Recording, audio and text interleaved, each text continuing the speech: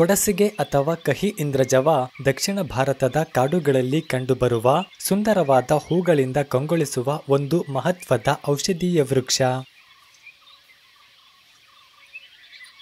ಅಪೋಸೈನೇಸಿಯೇ ಕುಟುಂಬಕ್ಕೆ ಸೇರಿದ ಕೊಡಸಿಗೆಯ ವೈಜ್ಞಾನಿಕ ಹೆಸರು ಹೊಲೆರಿನಾ ಪ್ಯೂಬೇಸೆನ್ಸ್. ಸಂಸ್ಕೃತದಲ್ಲಿ ಇಂದ್ರಜವ, ಕುಟಜ, ವಸ್ತಕ ಇತ್ಯಾದಿ ಹೆಸರುಗಳಿದ್ದರೆ ಕನ್ನಡದಲ್ಲಿ ಕೊಡಸಿಗೆ, ಕೊಡ್ಸಲು, ಕೊರ್ಚಿಮರ, ಕೋಡಮುರ್ಕ, ಹಾಲಿಪ್ಪೆ ಹಾಗೂ ಹಿಂದಿಯಲ್ಲಿ ಕಡ್ವಾ ಇಂದ್ರಜವ್, ಕುಟಜ್ ಹಾಗೂ ಆಂಗ್ಲ ಭಾಷೆಯಲ್ಲಿ ಇಂದ್ರಜವೋ, ಬಿಟ್ಟರ್ ಓಲಿಯಾಂಡರ್, ಲೋವರಿ ಟ್ರೀ, ಟೆಲಿಚೆರ್ರಿ ಟ್ರೀ ಹಾಗೂ ಈಸ್ಟರ್ ಟ್ರೀ ಎನ್ನಲಾಗಿದೆ.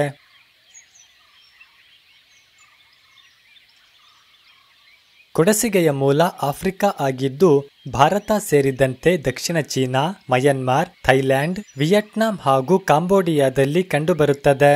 ನಿತ್ಯ ಹರಿದ್ವರ್ಣ ಹಾಗೂ ಉಷ್ಣವಲಯದ ಕಾಡುಗಳು ಸೇರಿದಂತೆ ಕುರುಚಲು ಕಾಡುಗಳಲ್ಲೂ ಸಹ ಬೆಳೆಯುವ ಈ ವೃಕ್ಷ ಸುಮಾರು 10 ರಿಂದ 60 ಅಡಿ ಎತ್ತರವಾಗಿ ಬೆಳೆಯಬಲ್ಲದು.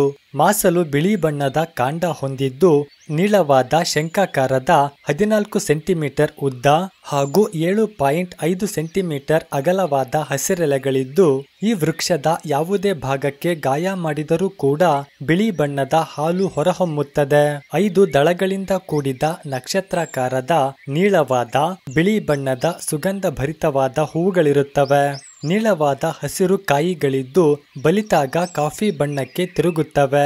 ಇವುಗಳೊಳಗೆ ಹತ್ತಿಯಂತಹ ಕೂದಲಿನ ಜೊತೆ ಚಿಕ್ಕ ಚಿಕ್ಕ ಬೀಜಗಳು ಅಂಟಿಕೊಂಡಿರುತ್ತವೆ. ಈ ಬೀಜಗಳಿಂದ ಸಸ್ಯಾಭಿವೃದ್ಧಿಯನ್ನ ಮಾಡಬಹುದಾಗಿದೆ. ತೋರಿಸಲ್ಪಡುತ್ತಿರುವ ರಾಸಾಯನಿಕ ಸಂಯುಕ್ತಗಳಿಂದ ಕೂಡಿರುವ ಕೊಡಸಿಗೆಯ ಉತ್ಪನ್ನಗಳನ್ನು ಹೋಮಿಯೋಪತಿ, ಆಯುರ್ವೇದ ಹಾಗೂ ಸಾಂಪ್ರದಾಯಿಕ ಚಿಕಿತ್ಸಾ ವಿಧಾನಗಳಲ್ಲಿ ಬಳಸಲಾಗುತ್ತದೆ. ಬೆಪ್ಪಾಲೆ ಹಾಗೂ ಕೊಡಸಿಗೆಯ ಬೀಜಗಳು ನೋಡಲು ಒಂದೇ ರೀತಿ ಕಂಡುಬಂದರೂ ಕೂಡ ಈ ಎರಡು ಮರದ ಬೀಜಗಳು ವಿಭಿನ್ನ ರೀತಿಯ ಔಷಧೀಯ ಮೌಲ್ಯಗಳನ್ನು ಹೊಂದಿವೆ. ಕೊಡಸಿಗೆಯ ಬೀಜ, ತೊಗಟೆ ಹಾಗೂ ಬೇರಿನ ಚೂರ್ಣಗಳು ಮಾರುಕಟ್ಟೆಗಳಲ್ಲಿ ಉಪಲಬ್ಧವಿದೆ. ಕೊಡಸಿಗೆಯ ಸಾಮಾನ್ಯ ಉಪಯೋಗಗಳೆಂದರೆ ಇದರ ಕಾಂಡದ ತೊಗಟೆ ಹಾಗೂ ಬೇರಿನ ಚೂರ್ಣವನ್ನ ಕಷಾಯ ಮಾಡಿ ಅತಿಸಾರದಲ್ಲಿ ನೀಡಲಾಗುತ್ತದೆ. ತೊಗಟೆಯಿಂದ ತಯಾರಿಸಿದ ಬೆಚ್ಚನೆಯ ಕಷಾಯವನ್ನ ಹಲ್ಲು ನೋವಿದ್ದರೆ ಬಾಯಿ ಮುಕ್ಕಳಿಸಬಹುದು. ಎಲೆ ಹಾಗೂ ತೊಗಟೆಗಳನ್ನ ಅರೆದು ಹುಣ್ಣುಗಳ ಮೇಲೆ ಬಾಹ್ಯವಾಗಿ ಲೇಪಿಸಬಹುದು. ಸಾಮಾನ್ಯ ಹೊಟ್ಟೆ ನೋವಿಗೆ ಕೊಡಸಿಗೆಯ ಎಲೆಗಳ ಕಷಾಯ ನೀಡಲಾಗುತ್ತದೆ. ಕೆಮ್ಮಿದ್ದರೆ ಇದರ ಹಣ್ಣಿನ ರಸವನ್ನ ನೀಡಲಾಗುತ್ತದೆ. ಬೇರಿನ ಚೂರ್ಣದಿಂದ ಮಲಬದ್ಧತೆ, ಅಸ್ತಮ, ಹೊಟ್ಟೆ ನೋವು, ಬಂಜೆತನ, ಹಾವು ಕಡಿತ, ಲೈಂಗಿಕ ವ್ಯಾಧಿಗಳು ಮುಂತಾದ ಸಮಸ್ಯೆಗಳಿಗೆ ಚಿಕಿತ್ಸೆ ನೀಡಲಾಗುತ್ತದೆ.